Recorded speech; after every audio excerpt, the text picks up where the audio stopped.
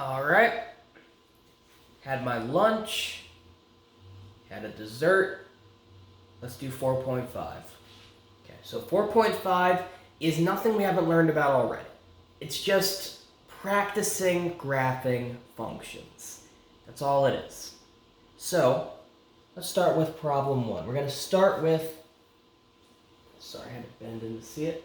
F of x equals x times x minus 3 to the 4th. Okay. We want to graph this. We want to graph this by hand. So, what are some things that we need to know? What are good things to know? Think back to the list in 4.5. Knowing the domain. That's good to know. So, where is this defined? Well, it's a polynomial, right? So, it's going to be defined everywhere. So, we have that going for us. What else would be good to know? Intercepts. Let's find the places where this touches the x or the y axis. To find y-intercepts, to find where we touch the y-axis, what do we need? Well, when we're on the y-axis, x equals 0. So the y-intercept is just f of 0. Negative 3 to the 4th equals 3, 9, 27, 81. That's our y-intercept. Now, where are our x-intercepts? Our x-intercepts on the x-axis, our y is 0. So we're going to set our y equal to f of x. We're going to set our f of x, which is y. We're going to set our y equal to 0. And we're going to solve for the x values. In this case, x equals 0. X equals 3, these are our x-intercepts. Group this, we're going to group this. Okay. So these are the two places where we're touching the x-axis. This is the one place where we touch the y-axis.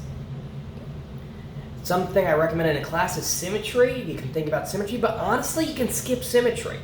You don't need to worry if the function's even or odd, because you know what? If you're doing the first and the second derivative, you're going to find all those points anyways. Symmetry makes drawing a little bit easier, but if it doesn't make sense to you, just skip it. We don't need it. Now, what does help us? Asymptotes. We want to know where our function is going. Okay. So, are there any places where this function doesn't exist where we have to check for asymptotes? No. This is a polynomial. It exists everywhere. So we don't need to worry about any vertical asymptotes. Because those holes in the domain, we don't have any. Horizontal asymptotes. Are there horizontal asymptotes? Well, as x gets really large, x is going to be positive. X minus 3 raised to the 4th is going to be positive. It's going to keep getting bigger and bigger. The limit as x approaches infinity of f of x equals positive infinity. And the limit as x approaches negative infinity is negative infinity, because this x is going to get really large and negative, and x minus 3 to the 4th is going to be positive no matter what. What does all this mean? Basically, as x gets bigger and bigger and bigger, as x goes to infinity, f of x is just going to keep increasing. The y value is just going to keep going up forever. And as x approaches negative infinity, the y value is going to go down forever. But we can find that in another way. Let me scroll down a little bit. By finding intervals of increase and decrease. Let's box this.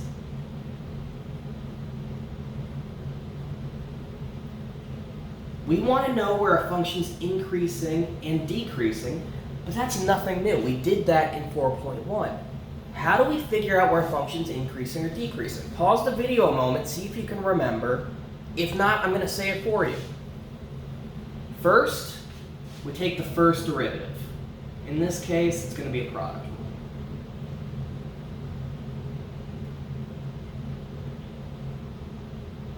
Not a fun product rule either. There we go. First, we do a product rule. Then, after we find the first derivative, what are we going to do? We're going to find critical points. What are critical points? Places where the derivative equals 0 or doesn't exist at all. This is a polynomial. So, there's no square roots, there's no logarithms, there's no divisions by 0. This derivative exists everywhere. All we're worried about is where the derivative equals 0. We're going to set it equal to 0 and find those critical points.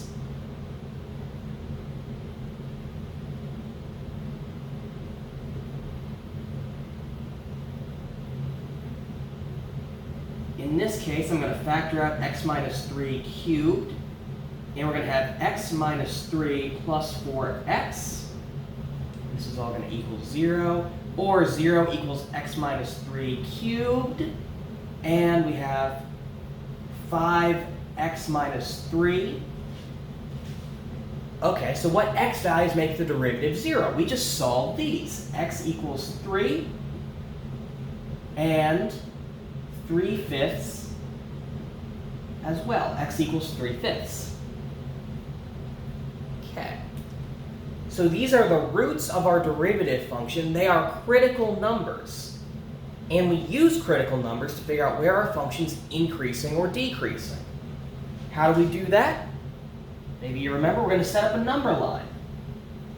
And on that number line, we're going to have our critical points. And that's going to break up our function into regions.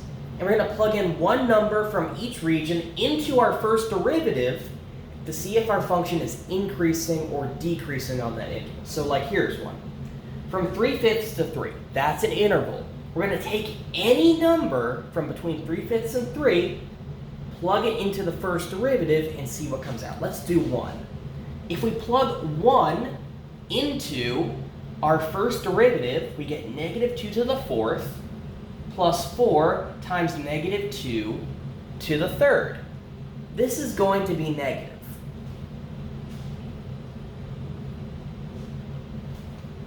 Okay. From 3/5 to 3, this function is decreasing. At 3, the derivative is 0, so we have a little flat bit. At 3/5, the derivative is 0, we're going to have a flat bit. When we have all the x values less than 3/5, we pick 1, plug it into the first derivative. Let's do 0. If we plug 0 in, well, it's positive. Negative 3 to the 4th is positive. So we're increasing from negative infinity to 3/5. We have a derivative of 0, a flat part at 3/5. From 3/5 to 3, we are decreasing. Our derivative is negative. And then at 3, we have a flat bit again. And then finally, when we are past 3, we can plug in any number we want, 4, 5, 100. This is all going to be positive. We're increasing from 3 to positive infinity. Yeah, we're just learning increasing and decreasing like we did for section 4.1 when we're trying to find local maximums and minimums, right? Let me reorganize this board a little bit, and then we'll get started on the next bit. Board's kind of small, but I compressed all the information we have so far on this side. We have our domain, we have our y-intercept, our x-intercepts. We have our asymptotes, our horizontal asymptotes, where we go to as x gets really large or really small. And then we have increasing and decreasing. We have our increasing and decreasing intervals, and we also know 3/5 and 3 are our critical points. So that's all the information we have so far. Something we might want to find based off these is local minimums and local maximum values. Well, how do we check for local minimums? Sorry, is that a fly? Apologies. How do we check for local minimums and local maximum values? Well, first, we check our critical points. We know 3/5 is a critical point. We know 3 is a critical point. 3/5, it's increasing up to, like before x equals 3/5, our function is going up, up, up, up, up, has a derivative of 0, flattens at the top, and then starts decreasing from 3/5 to 3. So when x equals 3/5, that is a local maximum because all the x values around it have y values less than f of 3/5.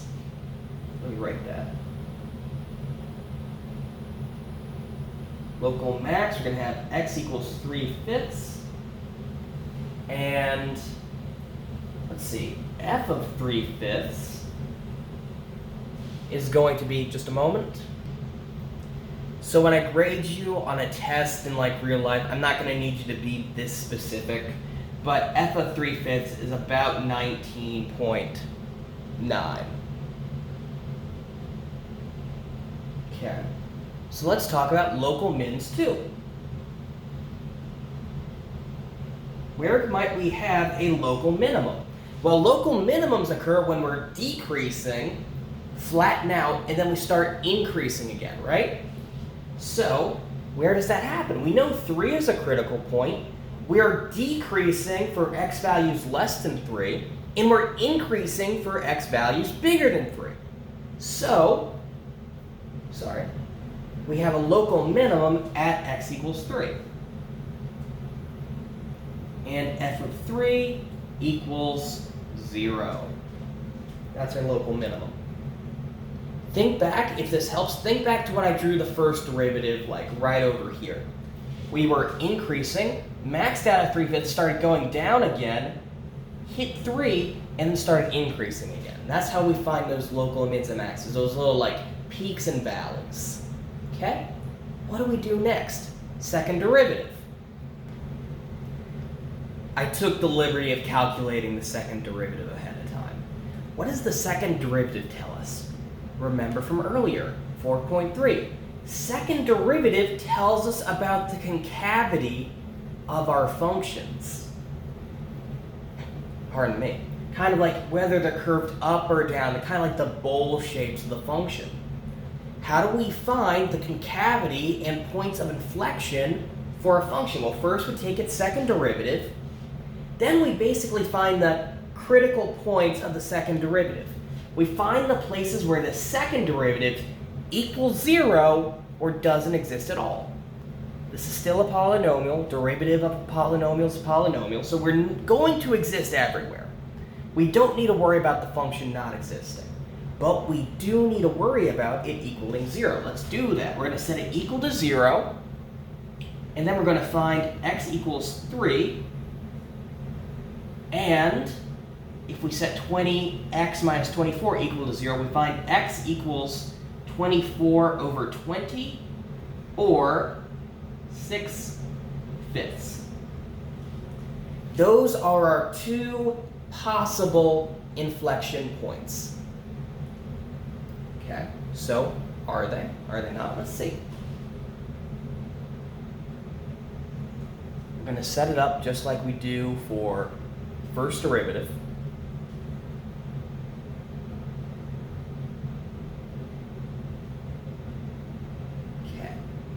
Actually, I don't want you doing this for this one. I'll show you why in a little bit. Numbered line is typically a little bit more helpful for the first derivative. It can sometimes be a little bit misleading for the second derivative. Okay, so, well, now let's do the number line. Let's do the number line, and I'll talk about the caveats later. Apologies, someone is test driving a rocket down the road. We're going to apply all this the same way. We're going to take numbers from each interval, and that's going to tell us the concavity on that interval. When we're less than 6/5, let's take x equals 0. If we plug it into the second derivative, we have 0 minus 3 squared, which is positive, times negative 24, which is negative.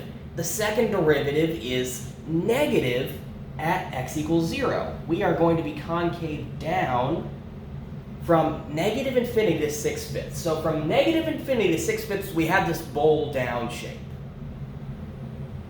Okay. Now from 6/5 to 3, we can plug in a number like 2, and this is positive, and this is positive. So positive times a positive is positive. When our second derivative is positive, we are concave up. We have this upwards bowl shape. And then last but not least, if we plug in a number bigger than 3, positive again, concave up. Now, I've shown you examples like this before where we have two concave up sections side by side, and it looked like that means there's a cusp, but it doesn't always mean that.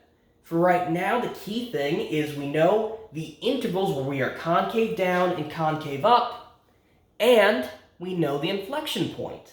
We know a place where concavity changes. Concavity does not change at 3, but it does change at 6/5. That is an inflection point. Let me note that down, and then we'll get to graphing. Okay, what do we know? We know that this function has a domain from -infinity to infinity. We know it has a y-intercept at y equals 81 and x-intercepts at 0 and 3. Wait, hang on.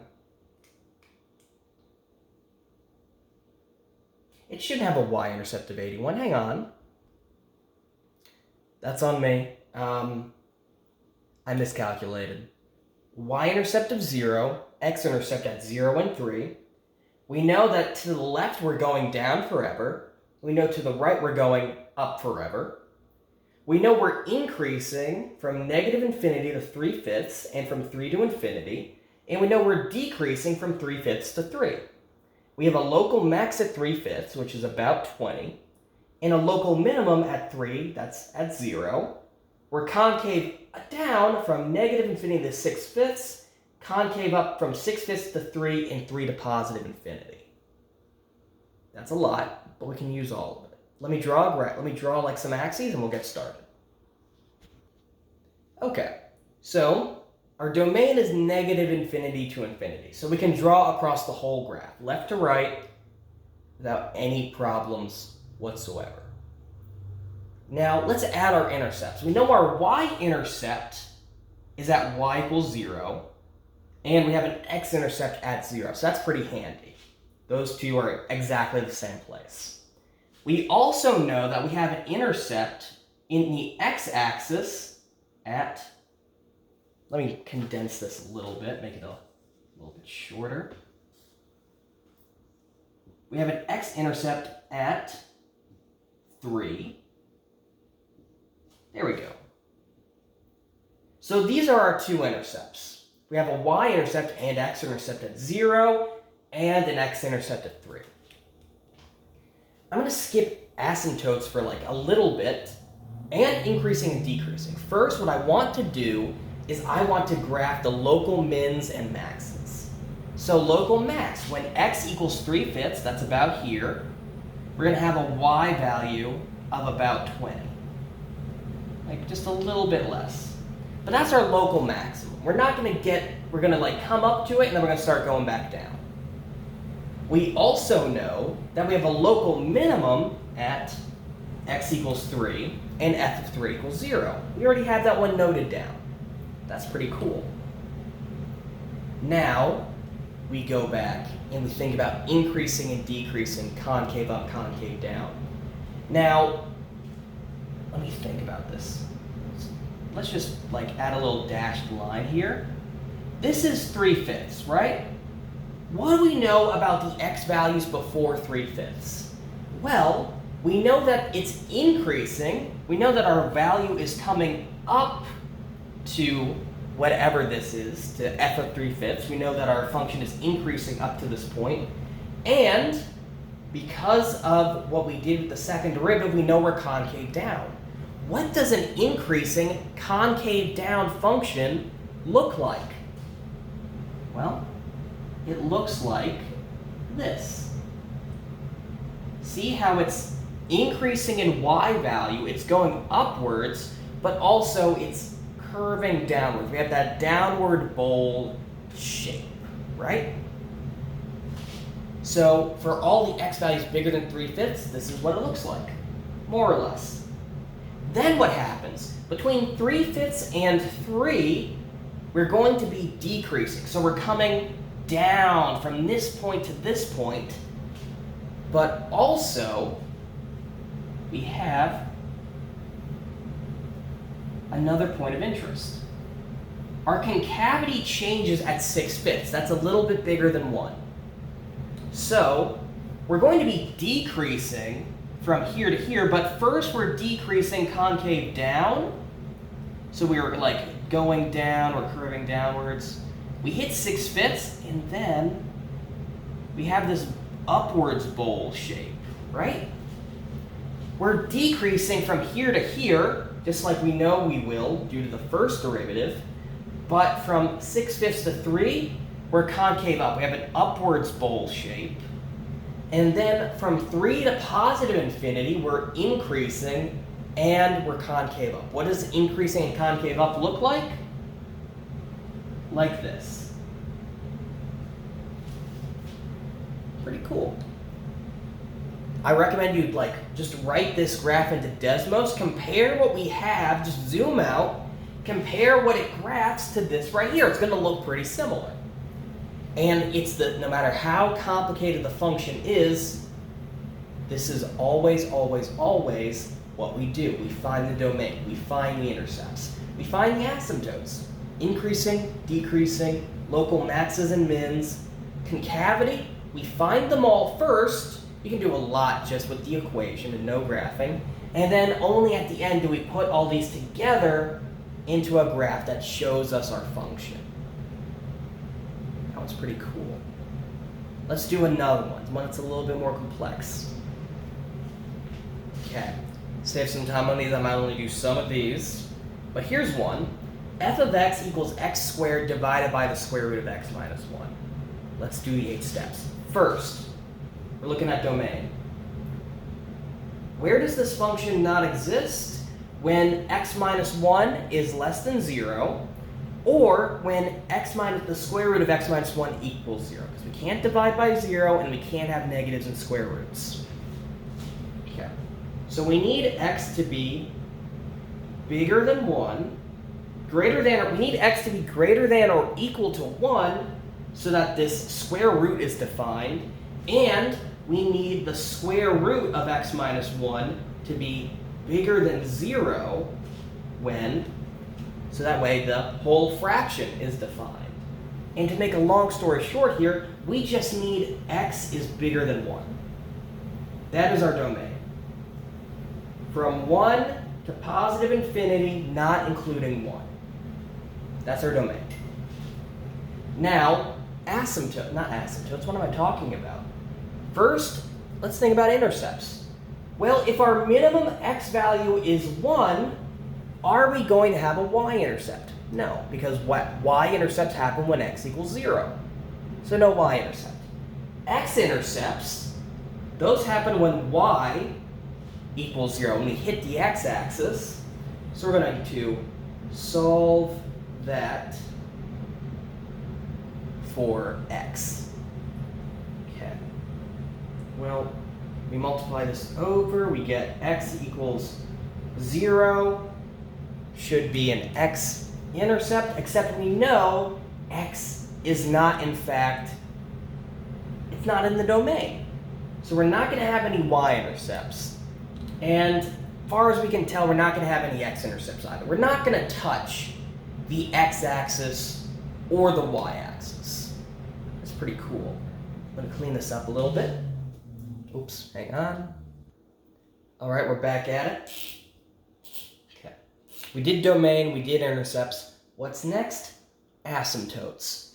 Where does our function not exist? 1. Easy. So we need to check x equals 1 for asymptotes. We're going to take the limit as x approaches 1 from the right.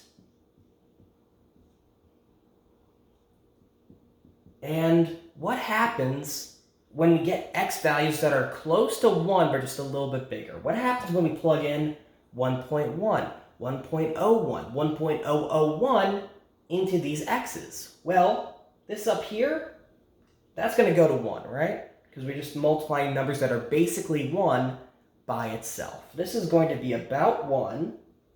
And the square root of x minus 1, that's going to be going to 0. So we have 1, and we have it over a term divided by 0. That's positive. It is positive, but still going to 0. As x approaches 1 from the right, our function's going to positive infinity. So that's a vertical asymptote. At x equals 1, where the function doesn't exist. Also, we're going to want to take the limit as x approaches infinity, because that's part of our domain. And, well, x squared is going to infinity. Square root of x minus 1 is going to go to infinity. We would have to do like a L'Hopital's rule thing here. But what we would end up getting is infinity. I'll save you all the time for that. You guys, I'm sure, can work that out on your own. So both sides are going up forever. Pretty cool. We need to know where the function's increasing and decreasing. So for that, we're going to do first derivative. I'm going to take that real quick. Okay. First derivative, we need to do a quotient rule. I have it up here. After we find the first derivative, what do we go looking for? Critical points. Where is this function 0? Where is this function not existing? Well, it doesn't exist at x equals 1, and it doesn't exist for values of x that are less than 1. But hey, our original function doesn't exist at 1 or values less than 1, so we're not really going to worry about those. We're just worried about critical points within our domain. So what x values make it so this function doesn't exist or equals 0 that are also bigger than 1? Well, to find that, it's clear that any values that are bigger than 1 are going to make this exist. There's going to be some defined value, so we're just going to set the numerator equal to 0 and solve for x like that. So 2x square root x minus 1 minus x squared over 2 square root x minus 1. We're just going to get add. Okay. X squared is going to equal 4 times x minus 1. We're going to divide x over. Also, if we plug in x equals 0 into this, that would make the derivative 0, but again, we're only concerned with critical points within the domain. So we don't need to worry about like canceling that x out. We're going to divide by x, we get 4x minus 1. Actually, we don't even need to do that. We can just go 0 equals 3x squared, yes, minus 4, and then x equals the square root of 4/3. If you plug this into this, then the derivative equals 0. Oh, sorry about that. Or you could also write it as 2 over root 3, or 2 root 3 over 3. I'm not terribly picky here. Point is, this is a critical point. And we can use that to figure out where our function's increasing and decreasing. So we're going to have 2 over root 3, 2 root 3 over 3. And we're going to plug x values from either side into this. So first, if we plug in a really big number like 100, what do we get? Well, this is going to be positive, this is going to be positive, and this is going to be pretty small. So this is going to end up being positive, increasing for x values bigger than 2 root 3 over 3. So we're increasing here. And if we plug in a value that's less than 2 root 3 over 3, like say 3/2, I think works, or you could plug in something that's just really close to 1, like 1.01. Well, in that case, we would end up with numbers that are negative. So we're decreasing from, remember, the limit of our domain is 1. From 1 to 2 root 3 over 3, we are decreasing. Our derivative equals 0. We flatten out there, and then we're increasing again. So we know we're increasing from 2 root 3 over 3 to positive infinity, and we're decreasing from 1 to 2 root 3 over 3, and we know that 2 root 3 over 3, whatever it is a local minimum.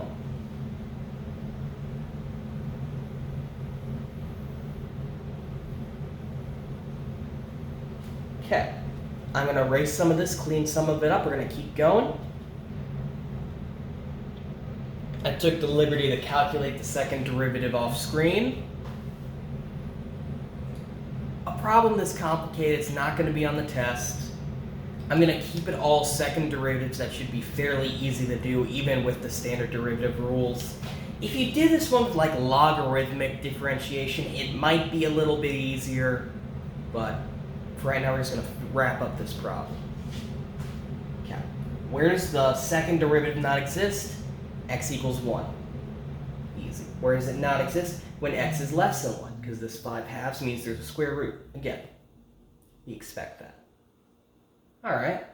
So, pardon me.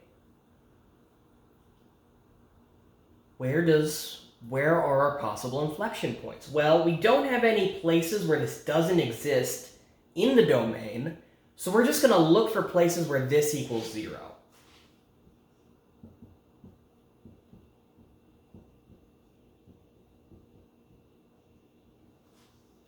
And here's something that's interesting.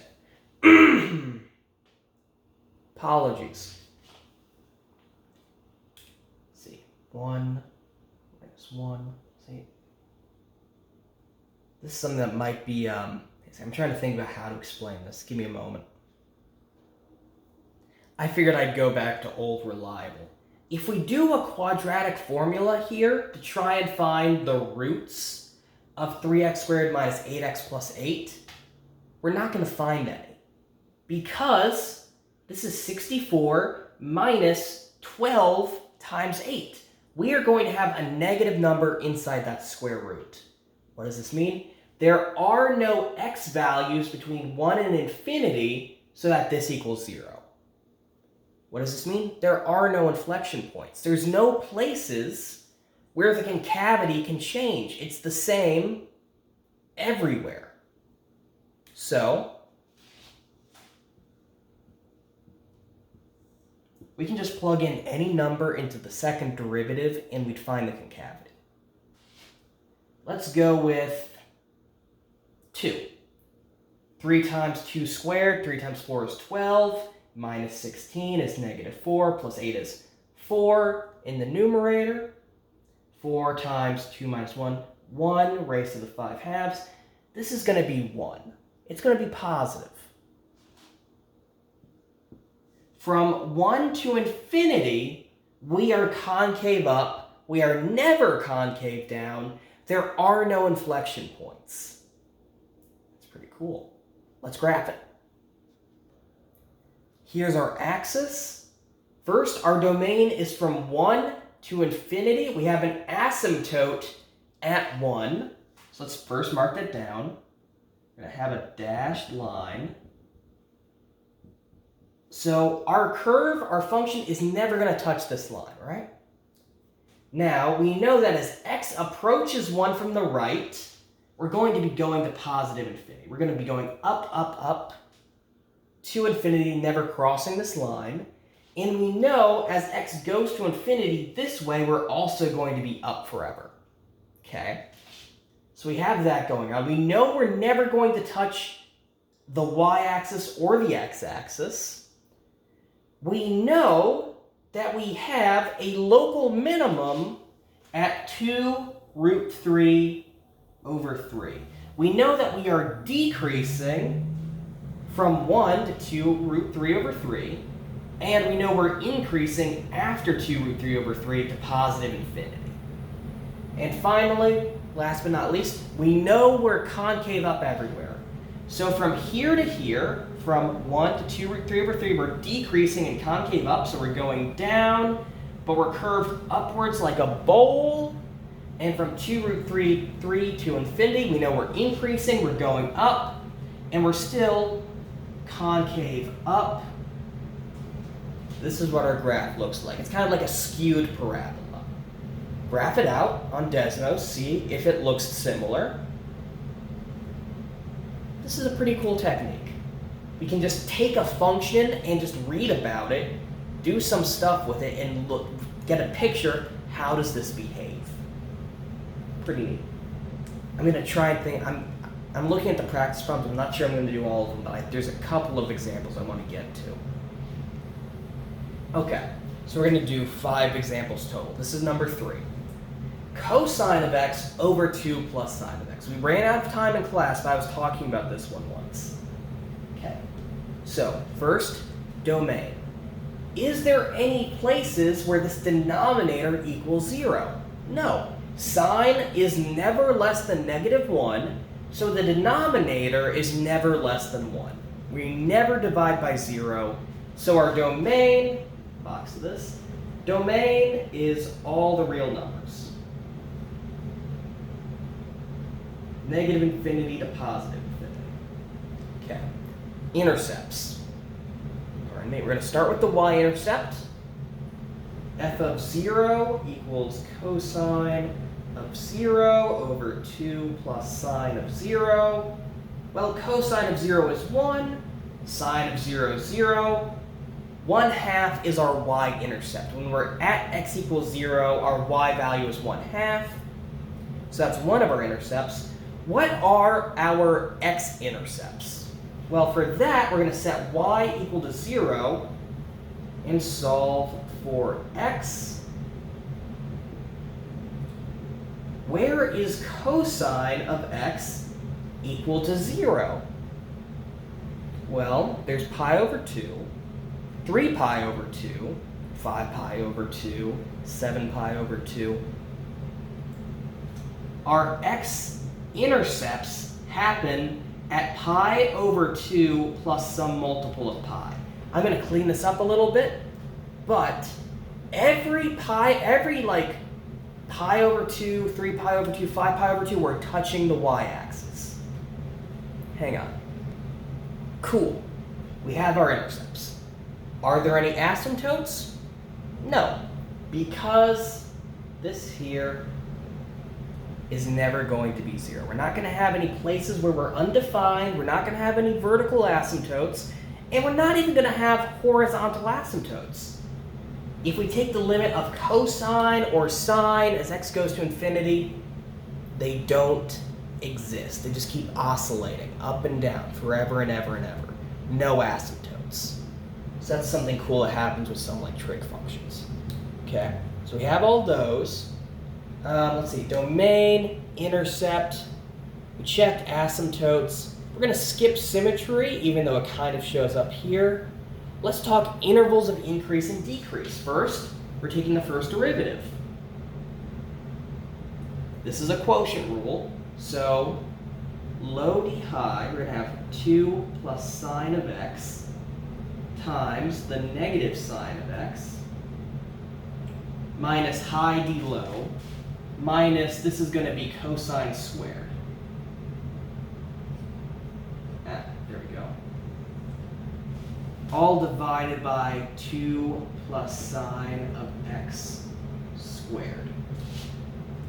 If we wanted to simplify this out a bit, we would have minus 2 sine of x minus sine of x squared minus cosine squared of x.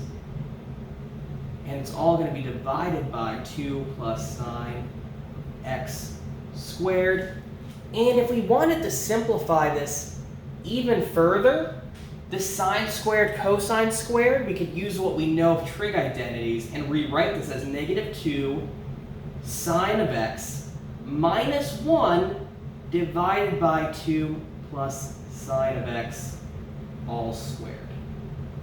Okay, so we want to find critical points.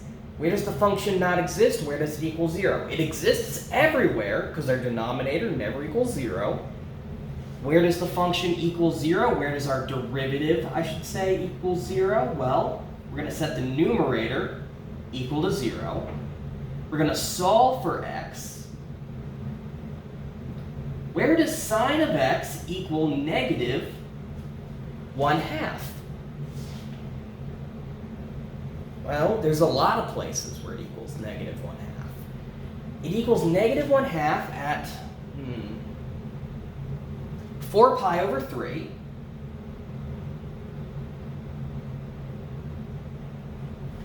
But also at 5 pi over 3.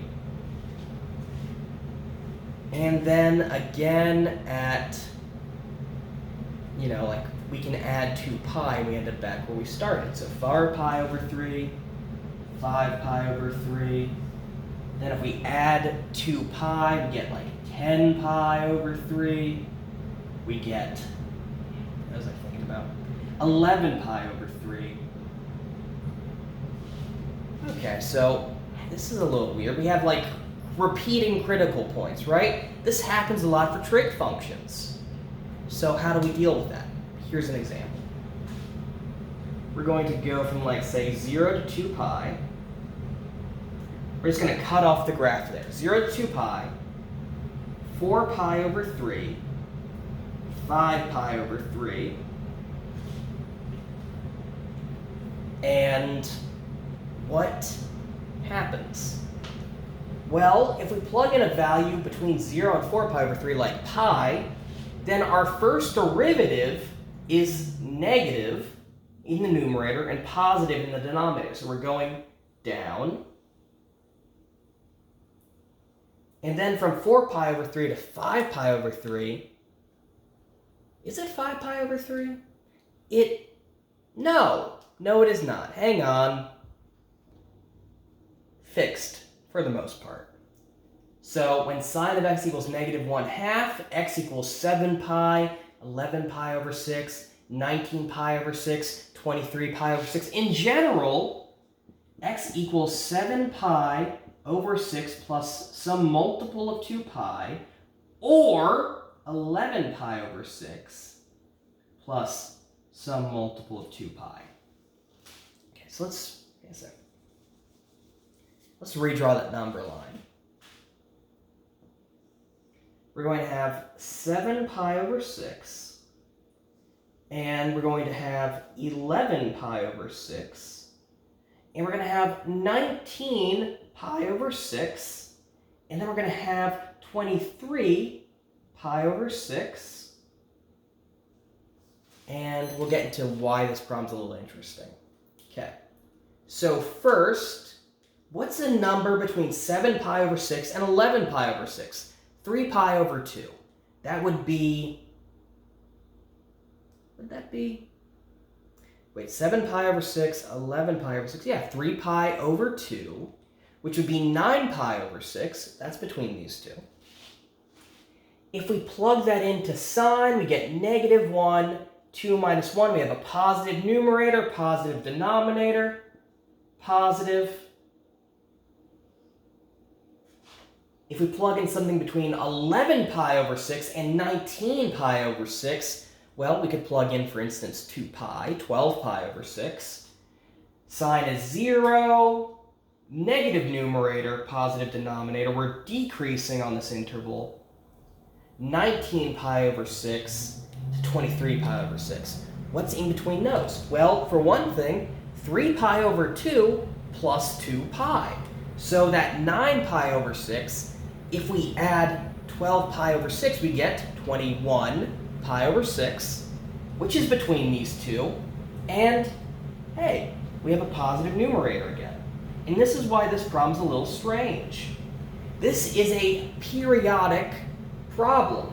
Every time we add 2 pi, we get the same result over and over and over again. What's before 7 pi over 6?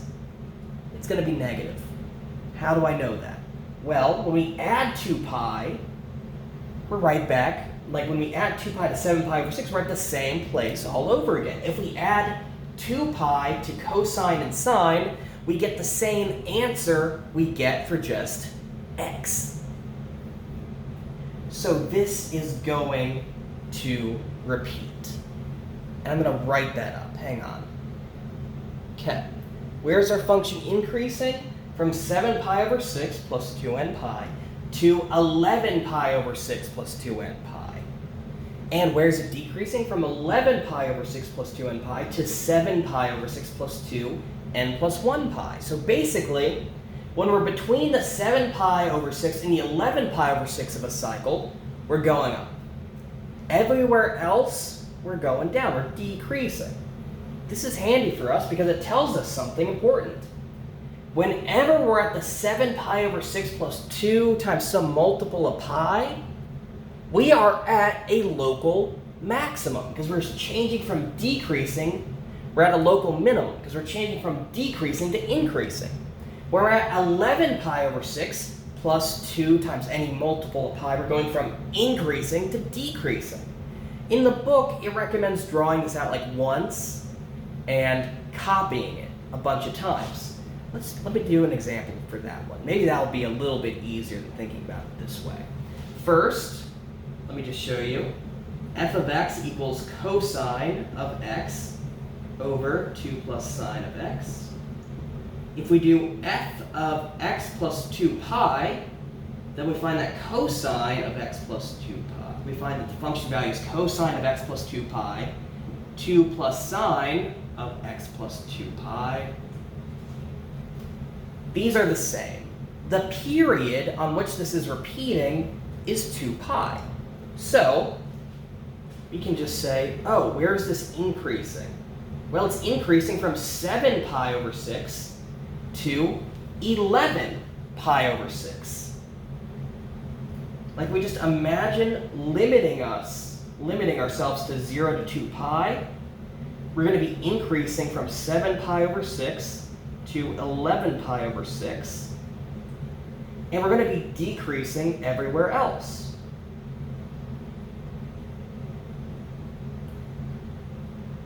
So from 0 to 7 pi over 6, and from 11 pi over 6 to 2 pi, we're decreasing. Okay? And because this function repeats itself, we're going to copy that over and over and over again. Now, let's find concavity. This one's also a quotient rule. It's also a pain. But this is our second derivative. Again, nothing this complex in terms of derivatives is going to be on the test. Second derivative tells us concavity. We're looking for places where the second derivative equals 0 or doesn't exist. Denominator's never 0, so the function always exists. Now we just need to figure out where the second derivative equals 0.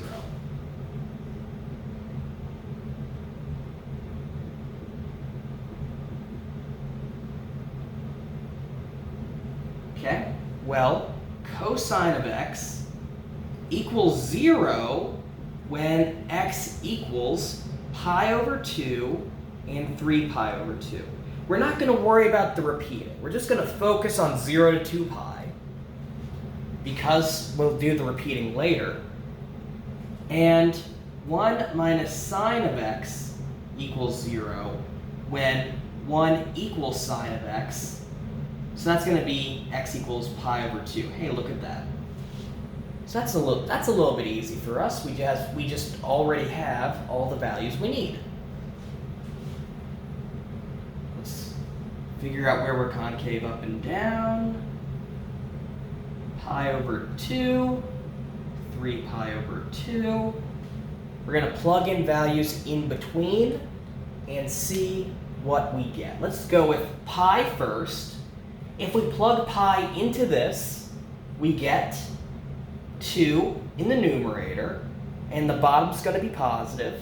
So we're concave up from pi over 2 to 3 pi over 2. Let's plug in something less than pi over 2, say pi over 4. Well, cosine of pi over 4 is positive. Sine of pi over 4 is positive, but it's less than 1. So we're going to have negative 2 times a positive negative. We're concave down from 0 to pi over 2. We're concave up from pi over 2 to 3 pi over 2. And for 3 pi over 2 to 2 pi, let's go with 7 pi over 4.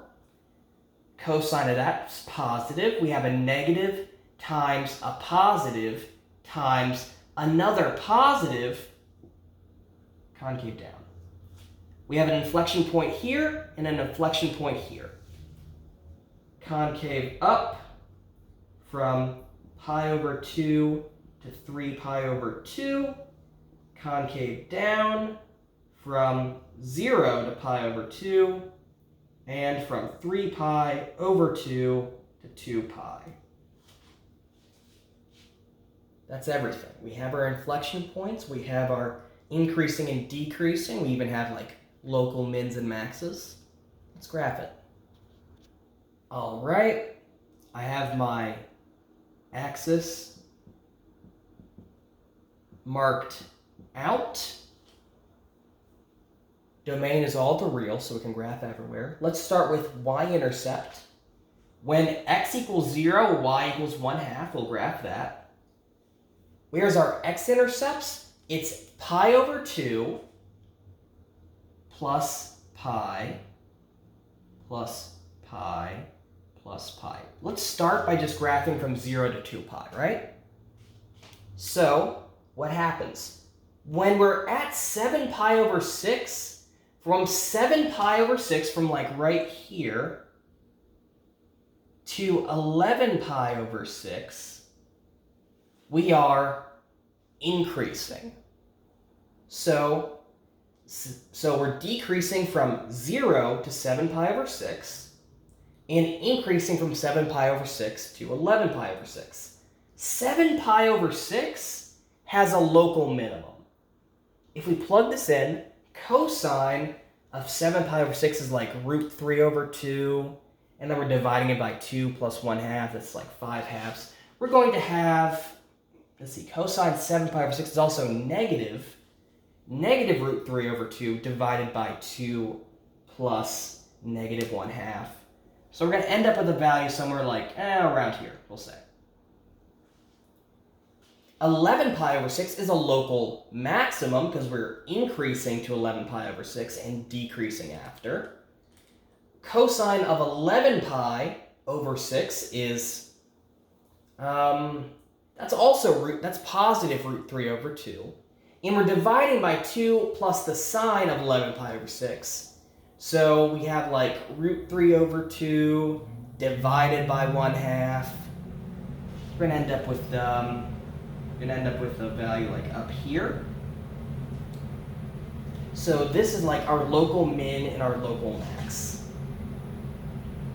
We're decreasing from 0 to 7 pi over 6, and we're concave down from 0 to pi over 2. So decreasing, concave down, but then we're still decreasing to 7 pi over 6, but then we're concave up. Ooh, voice crack. Cat, like that. Then we are increasing from 7 pi over 6 to 11 pi over 6, so from this line to this line, and we're concave up until 3 pi over 2, and then we get concave down. We're increasing, but we're flattening out. And what happens? Then we decrease. We are decreasing and concave down. And what's the value of 2 pi? Cosine of 2 pi is 1. Sine of 2 pi is 0. 1/2. That's right here. Okay, so we graphed from 0 to 2 pi. What's the big deal? Well, remember, this function repeats itself. Cosine of x plus 2 pi divided by 2 plus sine of x plus 2 pi is the same as cosine of x divided by 2 plus sine of x. F of x equals f of x plus 2 pi. The function's repeating. So what we can do is, graph this in a way that makes a little bit more sense. what we can do is we can graph the function, just adjust it so it looks a little better, and we can just repeat it over and over and over again, just by copying, pasting, copying, pasting. This one should be right through, yep, right through there. Graph it on Desmos, and you'll see this repeating pattern. It's kind of like this weird slanted cosine. It's pretty cool. I'm not going to ask you to dive a ton into periodic functions, but this is how you can graph them. You can just focus on one little bit, and then copy, paste, copy, paste, copy, paste. Or, alternatively, you could just say, oh, okay, we're increasing from 7 pi over 6 to 11 pi over 6, and then 19 pi over 6 to 23 pi over 6. I'm just doing it by hand. You can do that too. But that's how you graph something like this. Okay. 2 more. Actually, maybe 1 more. I'm just kind of tired. I want to take a bit of a break before I do 4.7. But take a look at this problem under practice problems. What this equation does is it approximates how many, what's the ratio of a population that knows a rumor of some sort. So when P of t equals 0, that means no one knows. When P of t equals 0.5, that means half the people know. And when P of t equals 1, that means everybody knows. And people always ask, what do you use math for in real life? Sometimes you use it for things like this. Okay, so let's talk about some of the other numbers. What is A? Well, A is just a constant that tells us about the rate of spread, same as K. Both A and K are variables that can tell us how fast a rumor spreads. Like, if you have a very close-knit, Amish community, and then you have a really disparate and far apart community, then those variables are going to be different. In the speed at which a rumor or information travels is going to be different. Or, here's another way to put it, if you have a very secretive community, then the speed at which this travels is going to be very low, and those constants are going to reflect that. And if the speed is very high, if people are just constantly, if people are just constantly gossiping, then these constants are going to change so it spreads very fast. Basically, the bigger K is, the faster the rumor spreads. And the smaller A is, the faster the rumor spreads. So a very gossipy community would have maybe a small A value and a large K value, for instance. Now, first, when would half the people know about a rumor? Well, we can find that. We're going to have 0.5. Oh, let's not do decimals. We're going to have 1/2 equals 1 over 1 plus a e to the negative kt. We're solving for t, right? So 1 plus a e to the negative kt equals 2. A e to the negative kt equals 1. E to the negative kt equals 1 over a. We take a natural log. Negative kt equals the natural log of a to the negative 1. T equals negative natural log of a divided by negative k. What does all of this mean? Basically, our values of a and k are such that if the time that equals the natural log of a divided by k tells us when a rumor is half spread through a community, through a population. Already, that's a pretty nifty thing to know just based off an equation. That's the first part of that problem. Now, here's an interesting one that we can answer from this. When is the rate at which people are learning the rumor the greatest?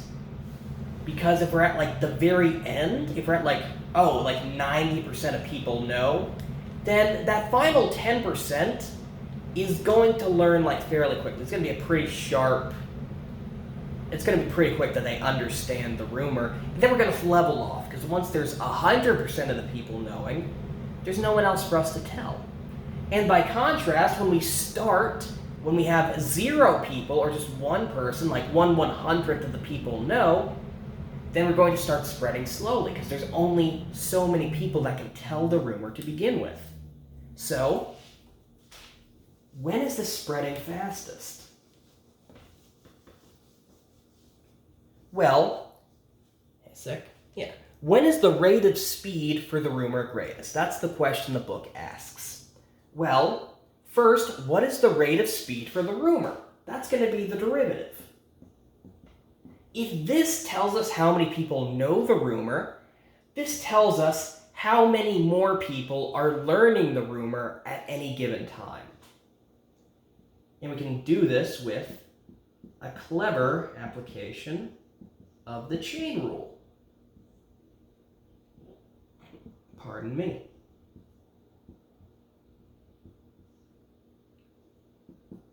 And let's see, AK e to the negative kt divided by 1 plus AE to the negative kt squared. Okay. How would we know when the rate of transmission for this here is the greatest? We would take the derivative again, we'd have a second derivative, and we'd find the critical points. We're trying to maximize this function. So we would just find local maxes and mins like we would any other function. This one's going to be a pain. I might, should I skip this one?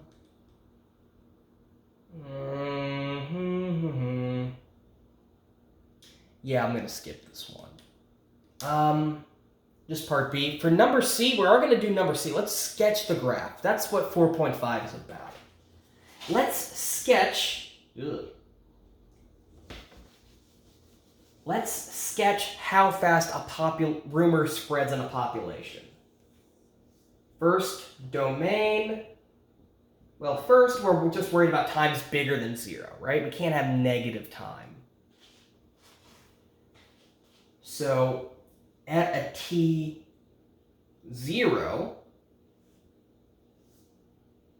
and we're just going to move forward into positive infinity. What might this mean in real life? Well, if we plug t equals 0 into this, what do we get? We get 1 over 1 plus a. So a kind of tells us how many people know to start. If a is a very small number, most people know.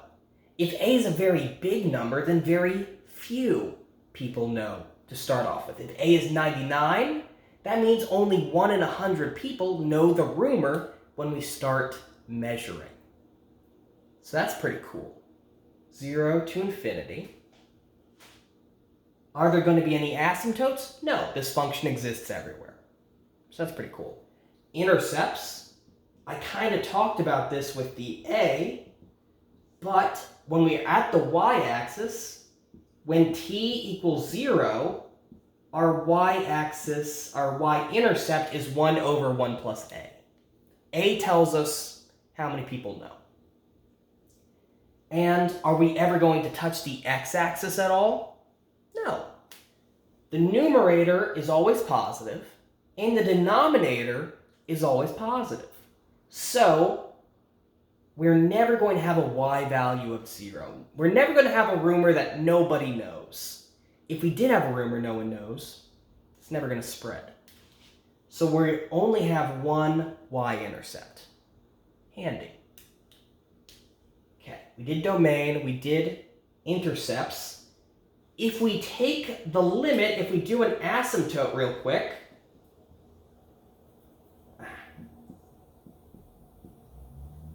as t goes to infinity, well, this e to the negative kt, that's going to 0.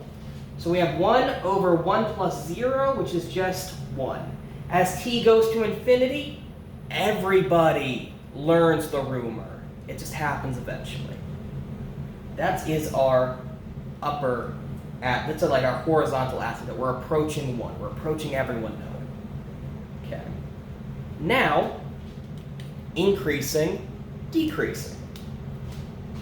Well, we had the first derivative, and then I erased it. Fool that I am. Let's see, this is going to be negative 1 plus ae to the negative kt to the negative second times negative ak e to the negative kt and ak e to the negative kt divided by 1 plus ae to the negative kt squared.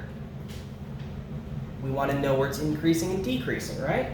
Well, think about it like this. Normally we'd find critical points, but think about it. This bottom, this denominator is squared, so it's always positive.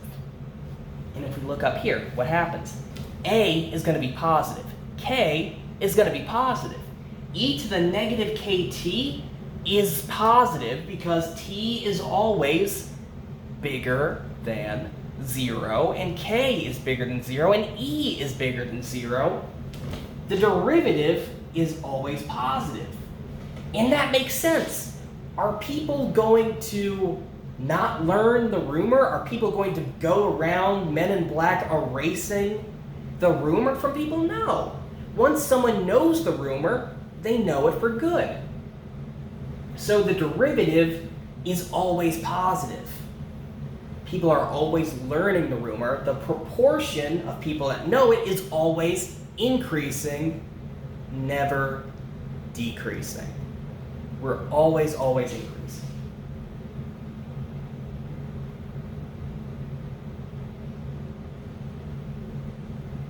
From 0 to infinity. That's pretty cool. Now, let's do the second derivative. If you do the quotient rule again, this is the second derivative. Again, I want to emphasize, nothing this complicated is going to be on the test. I'm just showing you this. So, well, first, if you're comfortable with really complicated examples, simpler examples won't be nearly as hard. And then, as a follow-up, this is also a nice example of how we deal with problems in real life. So, second derivative, we're looking for inflection points. We're looking for where this second derivative is equal to 0 or doesn't exist. First, exists everywhere, just like everything else does. This ae to the negative kt, that's always positive. Denominator is always positive. It's never 0. So, where does the numerator equal 0? Well, this here, ae to the negative 2kt, that's never going to equal 0. T squared, that equals 0 only at 0. And a minus e to the kt, that's an interesting one. If a minus e to the kt equals 0, then we find that the natural log of a divided by k is a place where the second derivative equals 0. This is a possible inflection point where, surprise, surprise, half of the people, one of two, know the rumor. So let's graph this real quick. We're going to have 0 to infinity. We're going to have the natural log of a divided by k, and to make a long story short, below natural log of a divided by k. Like if you imagine 0 being like a really, really small number, way smaller than a or k, you're going to get something concave up. And to the right, we're going to get something that's concave down. If you imagine t getting really big, then we get a negative number out of this. Apologies. Concave down. So let me write that. Concave up from 0 to the natural log of a over k. Concave down from natural log of a over k to positive infinity. Let's graph it. All right, here's our axis. We know that 1 is our asymptote. As t goes to infinity, we're going to be approaching 1.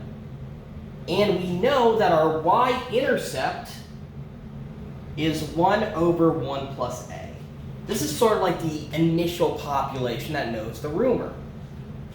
And we also know from our earlier work that when we are at the natural log of, hang on a second, that's it, it's about 1/2, yeah. When we're at the natural log of a divided by k, we're at the halfway point. Half of the people know the rumor.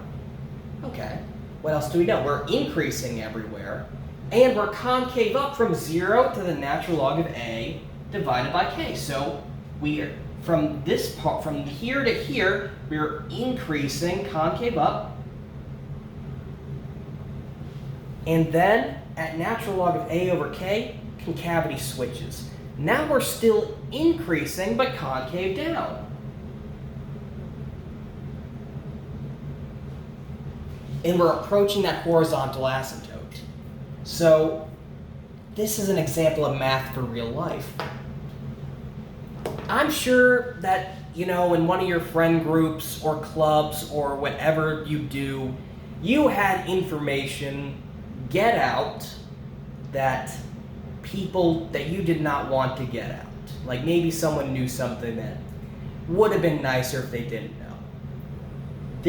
What this mathematics tells us is how fast people learn rumors and things like that. How fast people communicate through webs of other people. First, it's always increasing. People always learn more. People are always learning the rumor. We can't make people unlearn it. And also, when we start off here, when we start initially, few people learn, and at first the increase is slow. At first, people aren't learning it very quickly because so few people know and so few people can spread it. But as more people are added, and this is probably your experience, as more people know the rumor, the rate of increase shoots up. People are not only learning, but they're learning faster than before, and more people are learning. And then all those people are telling other people, and the rate of increase is skyrocketing. When we hit the halfway point, when about half the people know, that's when people are learning the fastest. That's when people are learning most often about the rumor. And then it starts to peter off because they run out of people to tell. Once we hit like 0.9, well, how many people are there left? Like 1/10? It starts slowing down because pretty much everyone already knows, and as time goes on, eventually pretty much everyone knows. Like, as T goes off into the horizon, it just becomes a secret that everybody is aware of. It becomes an open secret. So, what this equation does, and what graphing this does, is it lets us use mathematics to understand things in real life that concern us. And I don't just mean like, physics and chemistry. This is entirely social dynamics. That's pretty cool.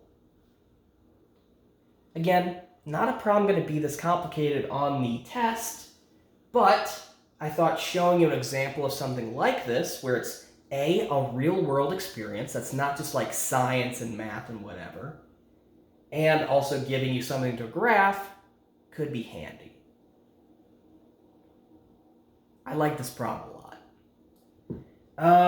I'm going to take a break and upload this one, and then I am going to come back and upload, I'm going to do and upload section 4.7, and that'll be it for the videos.